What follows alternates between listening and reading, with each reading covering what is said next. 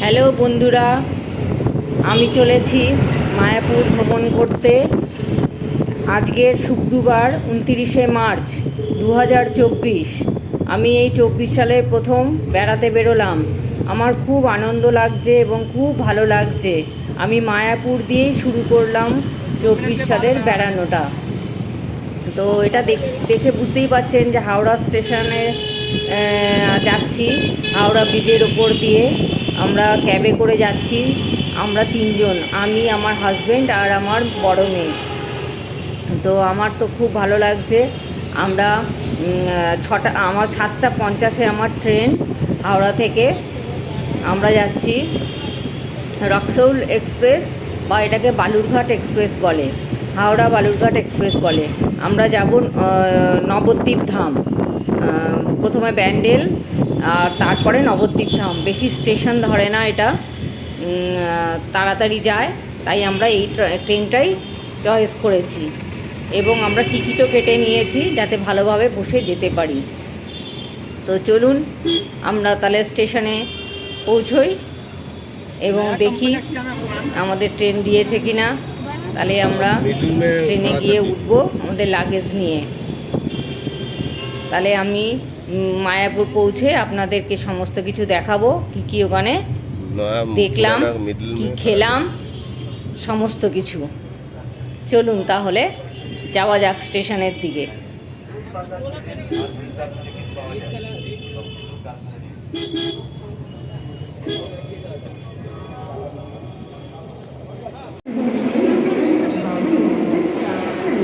চলে এলাম হাওড়া স্টেশনের ভেতরে।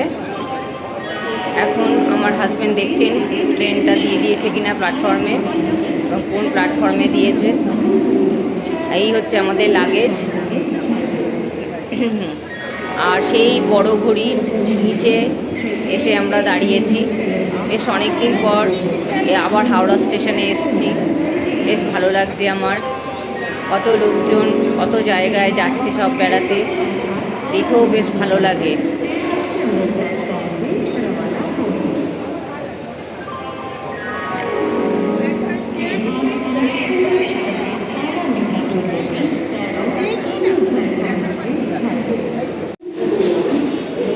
গাড়ি দিয়ে দিয়েছে আমাদের, প্ল্যাটফর্মের দিকে আমরা এগোতে লাগলাম।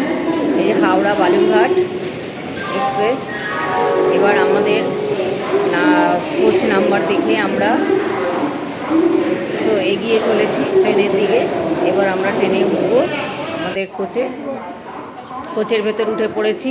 এবং দেখুন কতটা ফাঁকা, বেশি লোকজন নেই। ট্রেনটা খুব ভালো, বেশ ফাঁকা ফাঁকাই যায়।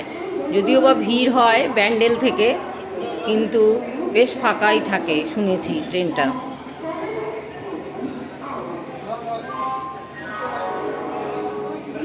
আমরা সাইডের সিট নিয়ে বসেছি, আমি আর আমার মেয়ে। আমার হাজব্যান্ড অপোজিটেই বসেছেন। আর ওপরের বাঙ্কে সমস্ত জিনিস তুলে দিয়েছি। এবার আমাদের ট্রেন ছেড়ে দিল। আমরা এবারে স্টেশন থেকে বেরিয়ে যাচ্ছি। হাওড়া স্টেশন থেকে আস্তে আস্তে করে বেরিয়ে যাচ্ছি। লোকাল ট্রেন যাচ্ছে একটা, সকালবেলা তো তাই লোকাল ট্রেনগুলো পাশ দিয়ে যাচ্ছে। আমরা তাই দেখতে দেখতে যাচ্ছি। বেশ ভালো লাগছে সকালবেলাটা।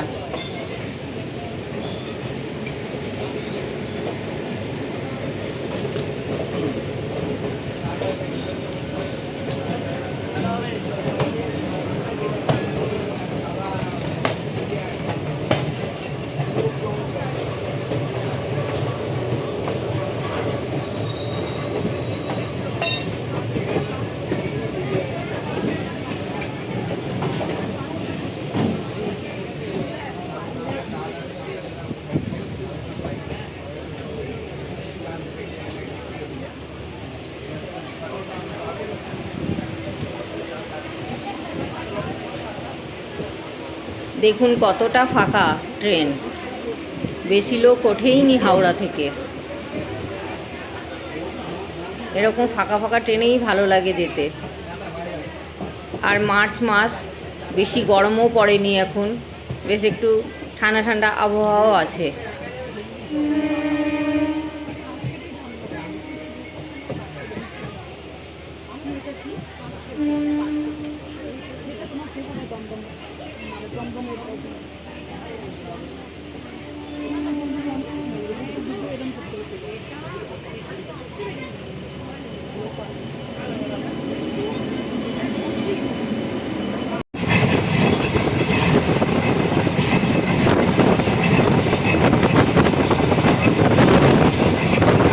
অনেক দিন পর সবুজের সমারোহ দেখছি। এত ভালো লাগছে, এত সুন্দর লাগছে যে কী বলবো। এই ট্রেনে করে যেতে যেতে যে সবুজ মাঠঘাট দেখা যায়, এর ক্ষেত, গাছপালা, ভীষণ ভালো লাগে আমার, খুব ভালো লাগে দেখতে। অনেক দিন বাদে যেন এই সমস্ত দেখতে দেখতে যাচ্ছি, আর আমার চোখ যেন দেখতে দেখতে দেখতে আমার চোখ দিয়ে আসছে একদম। এত সুন্দর সবুজ গাছপালা, সবুজ মাঠ, খুব সুন্দর লাগছে। আমার খুব ভালো লাগে এই ট্রেনে করে যেতে, এইসব দেখতে।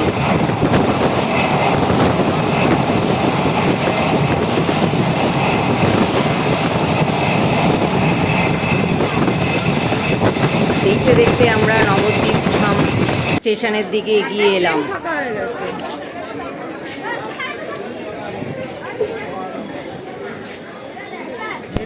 অবশেষে আমরা নবদ্বীপ ধাম স্টেশনে এসে নামলাম।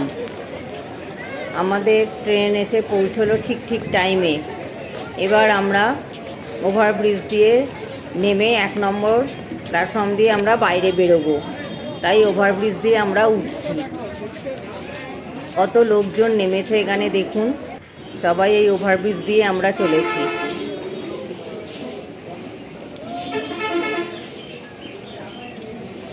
এবারে আমরা স্টেশন থেকে বাইরে বেরিয়ে এলাম। এবারে এখান থেকে টোটো নিতে হবে। আমরা তাই টোটো যেখানে আছে সেই দিকে আমরা এগোতে লাগলাম। সবাই যাচ্ছে টোটো ধরবার জন্যে। এখানে টোটোওয়ালারা আছে, জিজ্ঞাসা করে যাবেন নাকি করে ডাকে।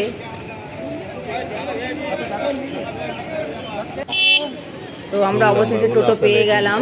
এখানে টোটো পার হেড 20 টাকা করে নেয়, কিন্তু যেহেতু আমরা তিনজনে যাব বলে বুক করেছিলাম, তাই আমাদের কাছ থেকে 100 টাকা নিয়েছে, এবং আমাদের লাগেজ ছিল, সেই জন্যে 100 টাকা নিয়েছে আমাদের থেকে। আমরা এখান থেকে বড়াল ঘাটে যাব, ওখান থেকে লঞ্চ পেরিয়ে আমরা মায়াপুর ঘাটে যাব। তো আমরা এখন বড়াল ঘাটের দিকে রওনা দিলাম টোটো করে।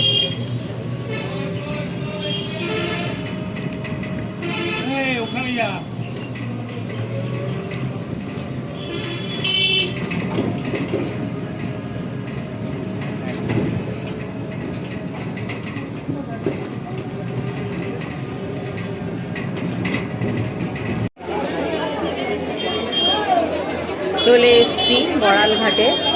এখানে আমার হাজবেন্ড টিকিট কাটতে গেছে। এখানে নৌকাও যায়, আবার লঞ্চও যায়। তো আমরা যেহেতু আমাদের লাগেজ ছিল, সেহেতু আমরা লঞ্চেই যাবো। আর লঞ্চে যাওয়ার একটাই কারণ, লঞ্চের ওপরে মানে মাথার ওপরে ঢাকা আছে, কিন্তু নৌকাতে নেই। নৌকাতে গেলে খুব রোদ্দুর লাগে মাথায়, সেই জন্যে আমি বললাম তুমি লঞ্চের টিকিট কাটো। এখানে লঞ্চের পার হেড 10 টাকা করে টিকিট। তো আমরা লঞ্চে উঠবার জন্যে এখানে এসে দাঁড়িয়ে আছি। সবাই আমরা লাইন দিয়ে দাঁড়িয়ে আছি। ওই পাশে দেখুন লোকেরা যাচ্ছে, মানে একটা নৌকো এসছে বোধহয়, সেখান থেকে লোকেরা নেমে ওই জেটির ওপর দিয়ে যাচ্ছে।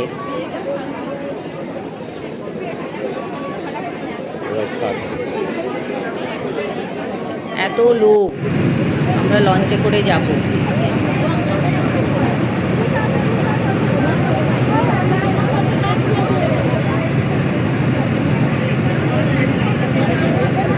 আমরা লঞ্চের ওপর উঠে পড়েছি, আমাদের লঞ্চটা ছেড়েও দিয়েছে। আমরা যাচ্ছি মায়াপুরের উদ্দেশ্যে। দেখুন লঞ্চের ভেতর কত লোক।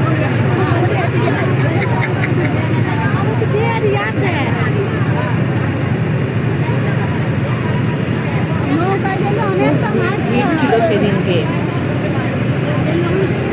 মানে লঞ্চে উঠতেই ঠেলাঠেলি লেগেছিল। আমার তো ভীষণ ভয় করে জলকে, আমি সাঁতার জানি না, তাই কোনো রকম সাবধানে লঞ্চে উঠেছি আমি।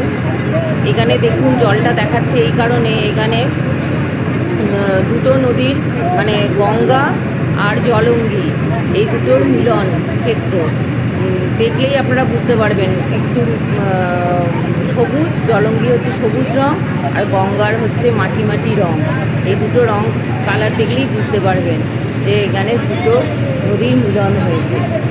ওই দেখুন একটা নৌকো আসছে, বলেছিলাম না নৌকোতে কোনো ছাউনি নেই, পুরো দাঁড়িয়ে থাকতে হবে, মাথাতে প্রচুর রোদ্দুর লাগে। আমরা সেই জন্যেই লঞ্চটা নিয়েছি।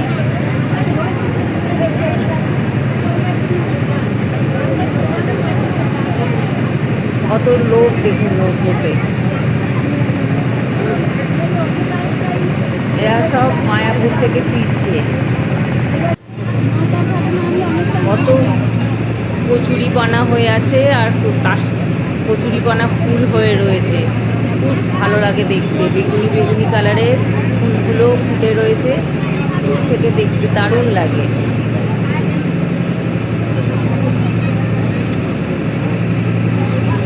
এখন আমরা জলঙ্গি নদীর ওপর দিয়ে যাচ্ছি।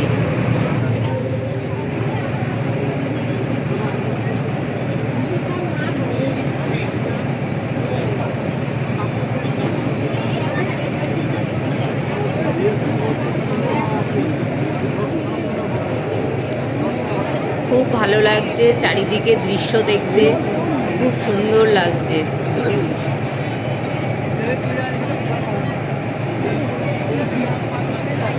একটা সুন্দর ঠান্ডা হাওয়া দিচ্ছে, খুব ভালো লাগছে। এসে গেছি আমরা মায়াপুর ঘাট, বেশি দূরে আর নেই, কাছাকাছি এসে গেছি আমরা।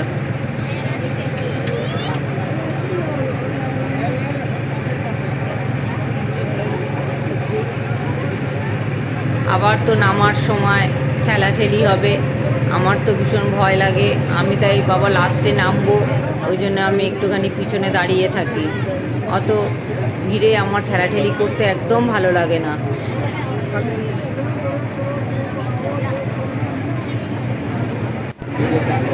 এসে গেছি আমরা মায়াপুর ঘাটে, এবার সবাই আমরা নামবো।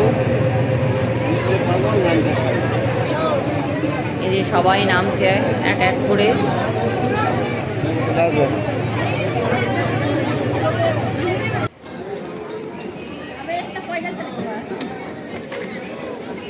এবার আমরা টোটো যেখানে দাঁড়িয়ে আছে টোটোর দিকে যাচ্ছি আমরা, কারণ মন্দির যেতে হবে এখান থেকে টোটো করে। হেঁটেও যাওয়া যায়, কিন্তু এখন হাঁটতে ইচ্ছা করছে না অতটা, কেন রোদ্দুর আছে বেশ, তাই আমরা টোটো ধরবো। তো টোটো করে গেলে তাড়াতাড়ি পৌঁছাতেও পারবো, সেই জন্য আমরা টোটোর লাইনে যাচ্ছি। বাসও আছে, এই যে বাস দাঁড়িয়ে আছে, এই বাসে করেও যাওয়া যায় মন্দির পর্যন্ত। টোটোর কাছে আমরা চলে এসেছি, এবার টোটো ভাড়া করা হচ্ছে। এখানেও মন্দির পর্যন্ত যেতে পার হেড 10 টাকা করে নেয়, কিন্তু যেহেতু আমাদের লাগেজ আছে আর আমরা 3 জন যাব, সেই জন্য 100 টাকা নিয়েছে। তো আমরা মন্দিরের পথে রওনা হলাম টোটো করে, এবং পথের ধারে আমরা দেখতে দেখতে যাচ্ছি কি কি পড়ছে দেখুন, দোকান বাজার কত কি আছে। গেস্ট হাউস আছে, হোটেল আছে, তারপরে খাওয়ার দোকান আছে।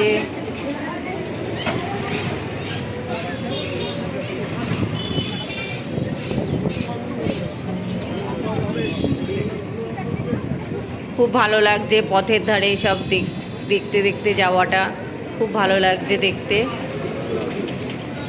একটা মন্দিরও পড়েছে।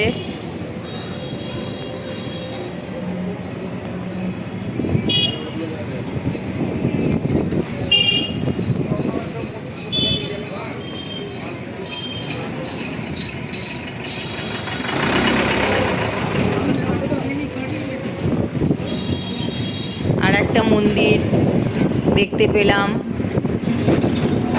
খুব সুন্দর মন্দিরটা, বেশ বড়।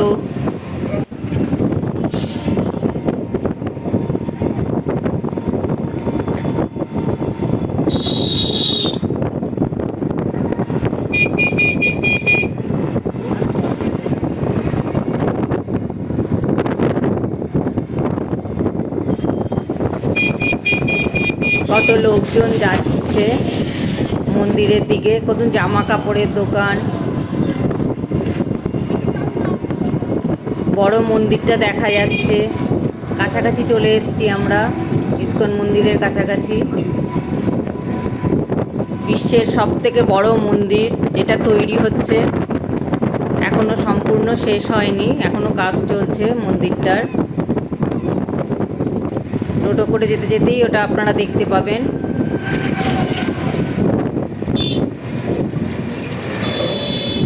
এখানে আমার প্রথম পার্টটা শেষ হলো।